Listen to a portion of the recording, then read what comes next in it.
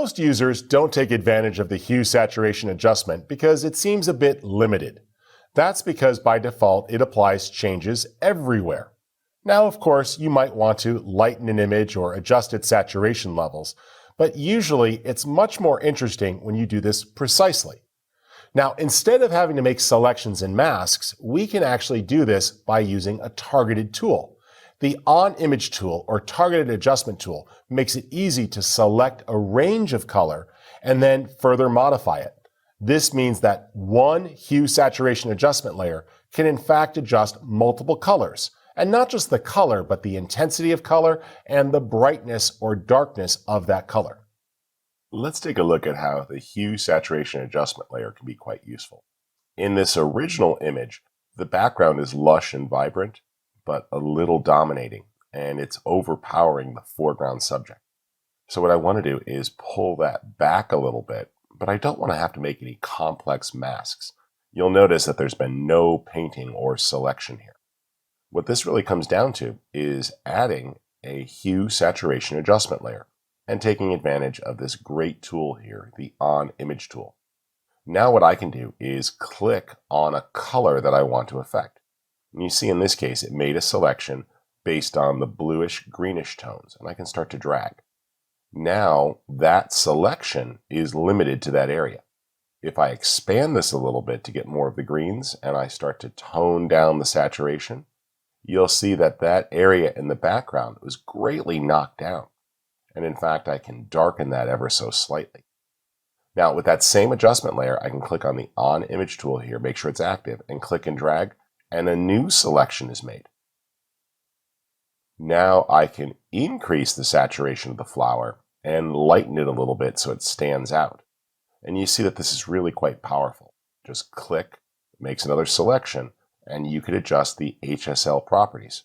So if I want to, I can make that a little bit of a different shade. I can't go too far since it blends into the background. But you see we can refine the exact yellow and the intensity of the yellow and lighten or darken it as such to really get a good separation.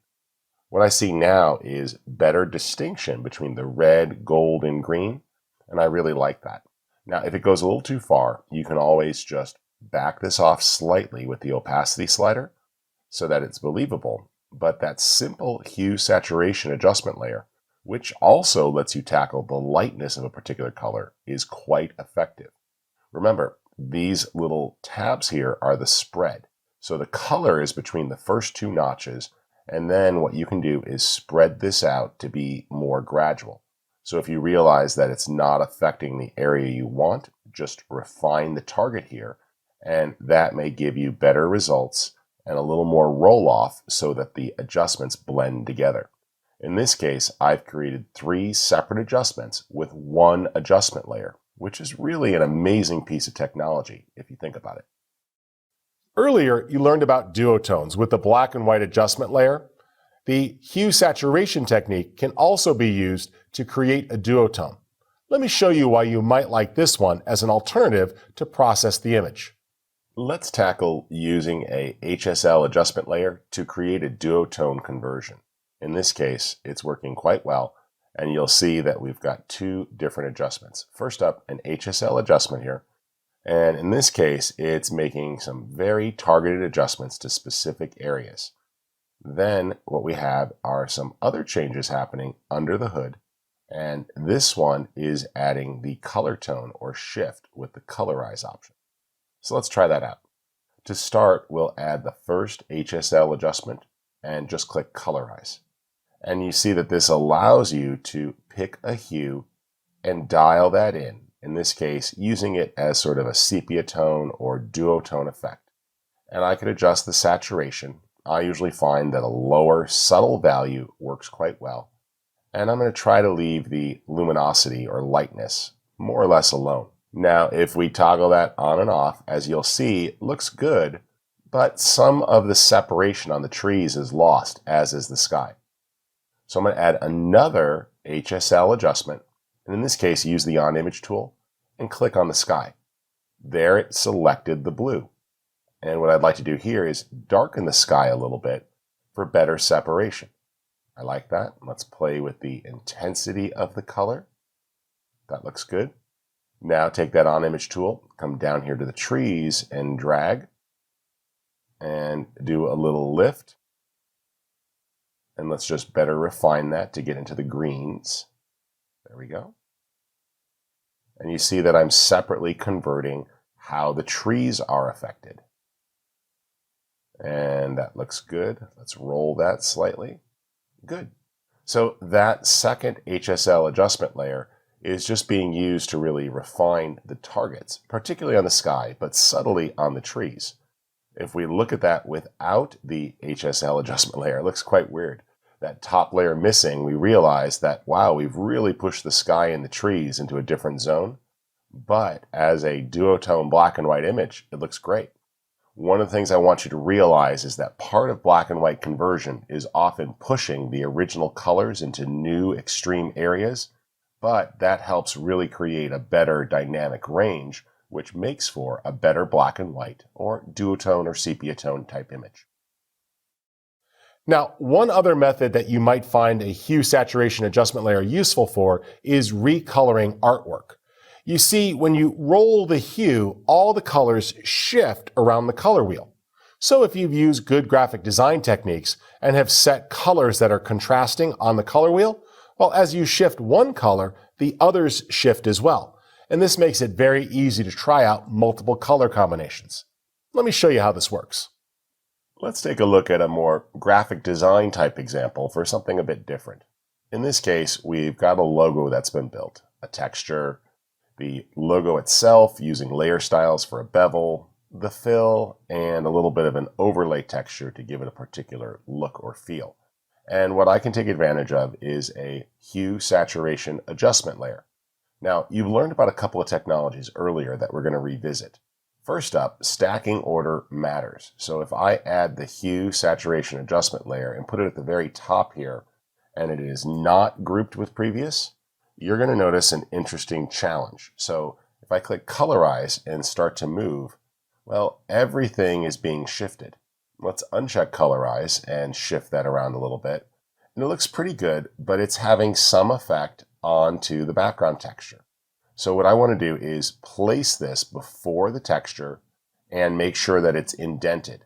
Now, if you already have a grouped layer, you can do that by just dragging. Otherwise, that's the layer, and you just choose Create Clipping Mask or Group with Previous. The shortcut is Option Command G or Alt Control G. And what that will do is indent it. Now, we can easily start to shift the hue. And with a logo or a graphic design type combination, a lot of times it's just about the relationships. So if we're experimenting with different color palettes for a company, maybe we were told that cool blues and purples were very high tech, well, we can get there. Maybe the CEO says that they'd like to see something a little bit more in the green vein. Well, we can get there too. And by being able to adjust the lightness and the intensity of the color with saturation, you can dial in any new color combination that you want. So using a hue saturation adjustment layer as a recolor option could be quite useful when you're dealing with graphic design type things or isolated color adjustments.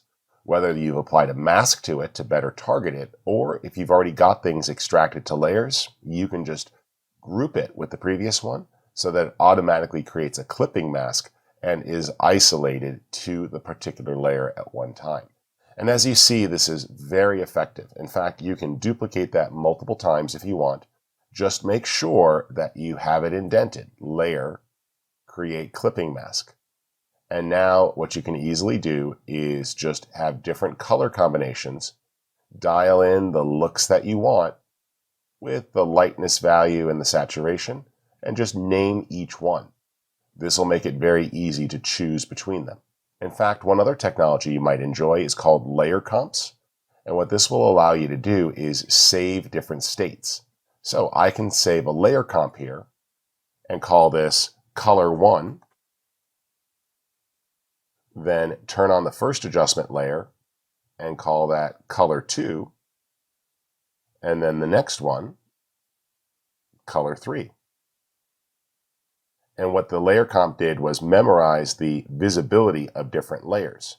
Now I can quickly show my client different options or you even have the ability here to export the layer comps. So under the File menu, you can choose File, Scripts, Layer Comps to Web Photo Gallery, and that will allow you to put that out there. Or you'll actually see other choices here that will make that easy to spit out. So the Layer Comps option will let you create the Web Photo Gallery, which is quite nice. Or you can then actually customize that output and adjust what happens when you generate those.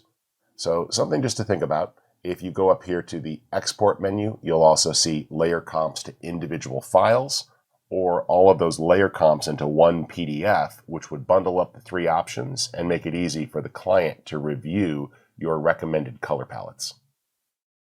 While saturation is a useful adjustment, sometimes I prefer the saturation command available in a different adjustment layer. The vibrance adjustment layer contains both vibrance and saturation, and they're both quite useful. Vibrance is a targeted saturation adjustment, which goes after the areas that need it most. And while there's saturation here, it's saturation 2.0. It's a newer version, and it doesn't suffer from some of the problems that the HSL adjustment layer does. Let me show you. Now, we've been talking about the hue saturation adjustment layer, and I like that as a targeted adjustment, but there is a cool effect that you should know about. Vibrance also has its own saturation adjustment, and these behave quite differently. So if you enable hue saturation and crank saturation all the way up, you see that it produces some pretty artificial colors where things really get posterized and flattened. On the other hand, if I add a vibrance adjustment, you'll see it also has saturation, but cranking that up to 100 does not lead to the same posterized effect. Now, it's still too strong here, but it is a more natural saturation and great for rolling out the color. On the other hand, there's also vibrance, and vibrance is a targeted saturation. What it tends to do is saturate certain colors more, or the colors that need it. Now, it's going to be a little more aggressive with blues and greens. As you can see there, it does a great job of bringing it out, but it does affect other colors like red. And what I find is that when people say they want colors to be more rich, vibrance is often where I go first. What this does is saturate the colors, but does so in a more subdued and photorealistic way. Now, you can combine these. Some people will actually pull down saturation and use vibrance, or add a little bit of saturation and then combine that with vibrance. And in this case, notice that if I were to pull up saturation but pull down vibrance, well, it's affecting the different areas now. And so you can use the two together to get the perfect mix of new and intense color. Sometimes adding one and subtracting the other is the secret to getting the right balance of color intensity. If you'd like to get really creative, the use of blending modes plus a hue saturation adjustment layer unlocks all sorts of options. Now we can make adjustments to tone and color based upon the saturation values. By using a vibrance or a saturation adjustment and changing its mode, entirely new adjustments are possible. Normally, these would require advanced selections and masks, but with a little bit of trickery, we can fix all sorts of problems without having to spend the time to make a complex selection. Let's take a look here at adjustment layers and blending modes. Now, you're welcome to start with the image that's totally on its own, but I've already set something up here that should help you learn the process, and then you can experiment on your own. What you'll see here is that I've added an HSL adjustment layer. And in this case, saturation's been cranked all the way up. Now, if this were in normal mode, it would be really intense. But by using a blending mode like darken, you see that it just affects the colors differently and brings out some of the shadows.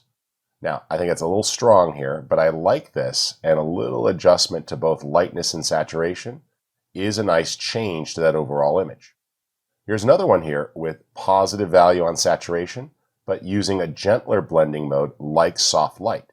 And as you see, those type of modes really take what could be too strong of an adjustment and allow you to really dial it in. Now, by using the saturation and luminance or lightness controls, plus the soft light blending mode, I can really refine things to get a great mix.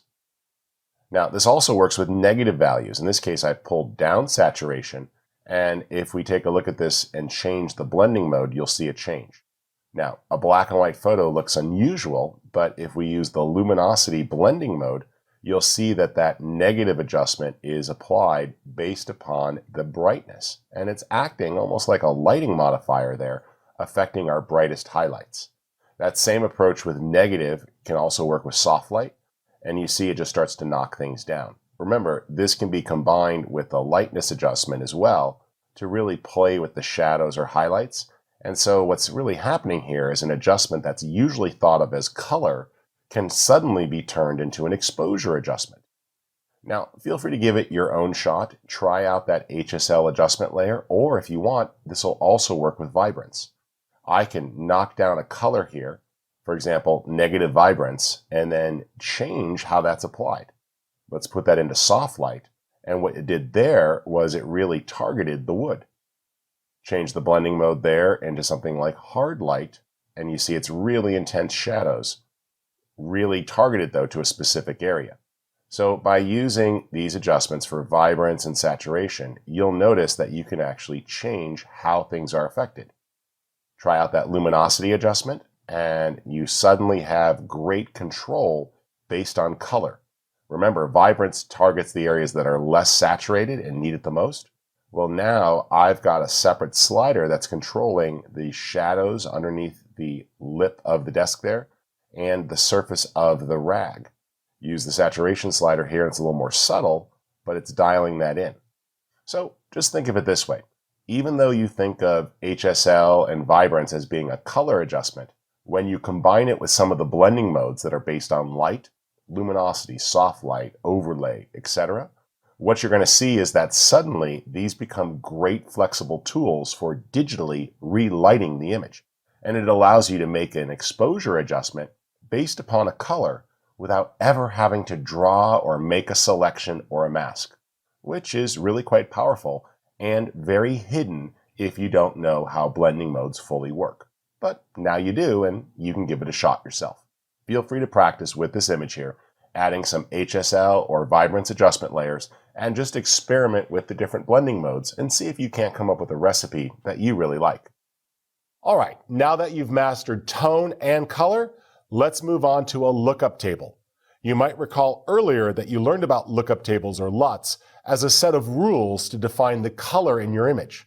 Now I want to show you more about working with them, as well as how to create your own and even attach them to a Lightroom preset so you can move complex Photoshop adjustments into your Lightroom preset.